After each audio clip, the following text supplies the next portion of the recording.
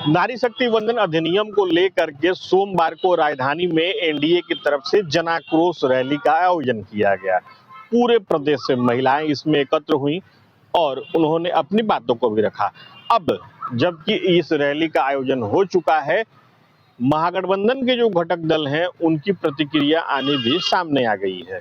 तीनों का एक लाइन से कहना है, ये जो नारी शक्ति वंदन अधिनियम है ये एक दिखावा था।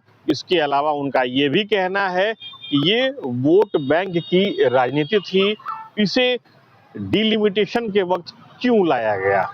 दरअसल कांग्रेस, आरजेडी या फिर आईआईपी, इन तीनों ने सीधे सीधे एनडीए सरकार के यूपर हमला बोला है। इन तीनों ही पार्टी के नेताओं का क्या कहना है, आप उनके शब्दों में सुनिए। इसलिए मैं आपका शुक्रगुजार भी हूँ। यूँ तो प्रतिदिन आप लोगों से मिलना जुलना होता ही रहता है, लेकिन आज खास दिन है।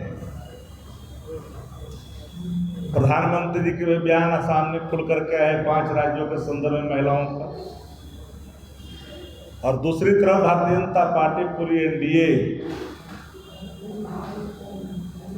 आज आक्रोश मार्च के नाम पर जो दिखावा करने की कोशिश की वह भी आपके सामने है। एनडीए में फूट दिखा हुआ भी दिखाया सामने आपका है। कुलैसी सिंह रूस के चले गए, यह भी आपके सामने है। कोऑर्डिनेशन का अभाव दिखा, जिनका बहनों को बुलाया गया बैठक के नाम पर आक्रोश मार्च में। कोई तेजस्वी जी के नारे लगा रहे थे, कोई कह रहा था कि नीतीश जी को पुनः मुख्यमंत्री बनाने के लिए आए, कोई बड़ा बैठक के लिए आया है। लेकिन ये जरूरत कैसे आ रही है? जिस बिल को, जिस महिला आरक्षण बिल को पूरे विपक्ष ने मिलकर करके लोकसभा और राज्यसभा 2023 में पारित कर दिया, पास हो गया, उसकी अधिसूचना जारी 16 तारीख को हुआ। राष्ट्रपति की मंजूरी मिलने के बाद भी वो ठंडे बस्ते में था।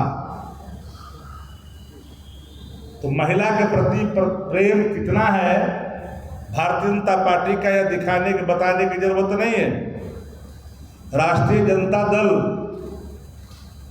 सबसे अधिक महिलाओं का प्रतिनिधित्व देने में बिहार में आगे है। चाहे लोकसभा का सवाल हो, विधानसभा का सवाल हो, विधान परिषद का सवाल हो, आज भी 41 हमारे आंकड़े हैं प्रतिशत के रूप में। 17% हम लोगों ने 2025 के चुनाव में टिकट देकर के साबित किया। कितना दिया भारतीय जनता पार्टी? जितने सीटों पर लड़ाई है लोकसभा में, विधानसभा में, जरा प्रतिनिधित्व का जरा आंकड़ा निकाल करके सार्वजनिक करें।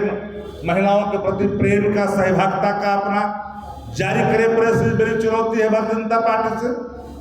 सीधे तौर पर महिला विरोधी जिनके आचरण रहे हैं मणिपुर में, महिला विरोधी आचरण इनके पहलवानों के मामले में निकला, महिला विरोधी आचरण इनका उत्तर प्रदेश में निकला, और उसके बावजूद भी महिलाओं के नाम पर 5 राज्यों के चुनाव को ध्यान में रखकर डिलिमिटेशन यानी परिसीमन को ध्यान ला कर करके उसके आड़ में महिला बिल ला कर करके क्षेत्रीय संतुलन बिगाड़ने की नापाक कोशिश करना चाहते थे। उत्तर भारत में और दक्षिण भारत में ये झगड़ा लगवाना चाहते थे, टुकड़े टुकड़े गैंग में बदलना चाहते थे। विपक्ष सत्ता प्रतिष्ठान का वो दर्पण होता है जिसे हर चीजों को ख्याल करना पड़ता है देश हित में। संविधान को बदलने की नापाक कोशिश को पूरे विपक्ष ने समझा कि जब महिला आरक्षण जब पास हो गया है तो फिर से महिला आरक्षण, नारी बंधन अधिनियम लाने की जरूरत कैसे आज पड़ी। जो हमारे वर्तमान में लोकसभा की जो स्थिति है उसमें आपको देने में क्या दिक्कत हो रही थी कि 5 राज्य को चुनाव में ध्यान में रखकर आनंद फानंद में लाया गया निर्णय क्या था। और आज आप सभी पत्रकार साथी इस बात के गवाह हैं कि कारगिल चौक पर नियम के विरुद्ध सत्ता पक्ष के लोगों ने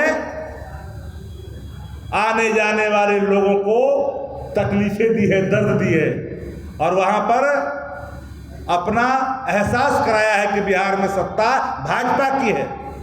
बीच सड़क पर जिस तरह से आपने किया, मंच लगाया, आप में कोऑर्डिनेशन नहीं दिखा, लेसी सिंह भाग गए उस करके, जीविका दीदियों को आपने बुलाया। अरे हम तो वही चाह रहे थे ना महिला आरक्षण में, वर्टिकल रिजर्वेशन का हम शुरू से रहे पक्षकार रहे हैं। ऐसा नहीं, वर्टिकल रिजर्वेशन का ही हम पक्षकार रहे हैं। आरक्षण में आरक्षण, महिला के आरक्षण में आरक्षण की जरूरत थी, हम देते हैं। दलितों को आरक्षण दे रहे हैं, हम दे रहे हैं, एससी एसटी को, दोनों को दे रहे हैं, एसटी को भी दे रहे हैं, लेकिन आप जातियों को जोड़ते जा रहे हैं उसमें। वर्तमान उन दिनों की हालात जो थी उसके हिसाब से रिजर्वेशन था, आप जातियां भी जोड़ते जा रहे हैं। तो भैया ईबीसी का अगर नहीं दीजिएगा पिछड़े वर्गों का आरक्षण महिलाओं को, तो फिर तो वही मुट्ठी भर लोग क्या आ जाएंगे, फिर तो वही सांसद का पत्नी, फिर वही एमपी का, एमएलए का पत्नी। तो फिर वो अंतिम पंक्ति के लोग, जो गांव के अंतिम पंक्ति के लोग हैं, जिसके लिए लगातार हम वकालत हम लोग करते रहे, उसको अवसर कैसे मिलेगा? जो हाशिए पर है, जो मुख्यधारा में नहीं जुड़ पाई हैं, उनको रिजर्वेशन कैसे मिलेगा?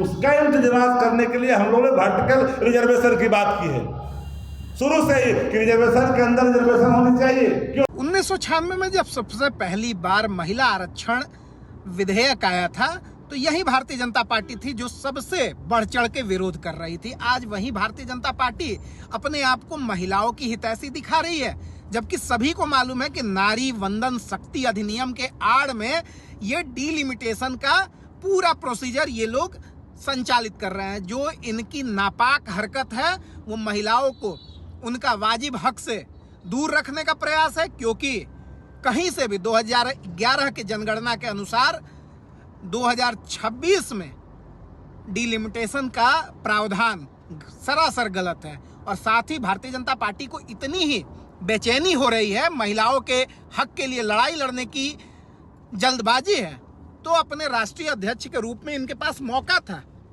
किसी महिला को राष्ट्रीय अध्यक्ष बनाते, बिहार का मुख्यमंत्री बनाते, लेकिन हर जगह ये फिसड्डी साबित होते हैं। 18 अप्रैल 2026 को केंद्र सरकार के द्वारा नारी शक्ति बंधन अधिनियम आनन फानन में जिस तरह से लाया गया और पक्ष में 298 वोट पड़े और विपक्ष में 230 वोट पड़े और यह बिल खारिज हो गया, इसका कारण सिर्फ और सिर्फ भारतीय जनता पार्टी की अपनी मोनोपोली थी, क्योंकि अंदर में ही एनडीए में दरारें पड़ी हुई है। एनडीए के कुछ घटक दल यह नहीं चाहते थे कि यह आनन फानन में बिल लाया जाए, लेकिन भारतीय जनता पार्टी चूंकि पश्चिम बंगाल में चुनाव हार रही है, इस कारण महिलाओं को दिग्भ्रमित करके आरक्षण के नाम पे वोट लेना चाहते थे।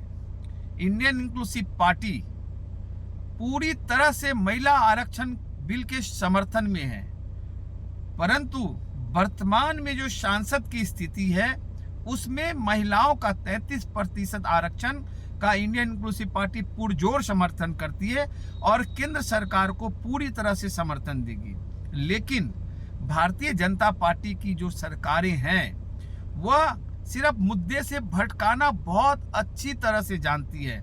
मैं केंद्र सरकार को कहना चाहता हूं कि आप महिला आरक्षण बिल के नाम पे जो मध्यम वर्गीय परिवार पूरी तरह से परेशान है, उसकी परेशानी को पहले ध्यान में रखिए और वर्तमान स्थिति में जो सांसदों की स्थिति है उसमें महिलाओं का 33% आरक्षण दीजिए। इंडियन इंक्लूसिव पार्टी और हमारे राष्ट्रीय अध्यक्ष इंजीनियर आईपी गुप्ता जी आपका पुरजोर समर्थन करेंगे। तो आपने सुना किस तरीके से महागठबंधन के घटक दल जनाक्रोश रैली और नारी शक्ति वंदन अधिनियम को लेकर के अपनी बातों को रख रहे हैं। दरअसल पिछले 2-3 दिनों से बिहार के साथ देश की राजनीति में ये अधिनियम अभी सुर्खी में बना हुआ है। एक तरफ जहां एनडीए विपक्ष के ऊपर महिलाओं को आगे नहीं बढ़ने देने की बात कह रहा है, वहीं दूसरी तरफ विपक्ष का कहना है कि एनडीए इस अधिनियम को लेकर के जो स्टेप उठा रहा है वो विशुद्ध रूप से राजनीति से प्रेरित है। Sujit Kumar, TV 9 digital, Patna.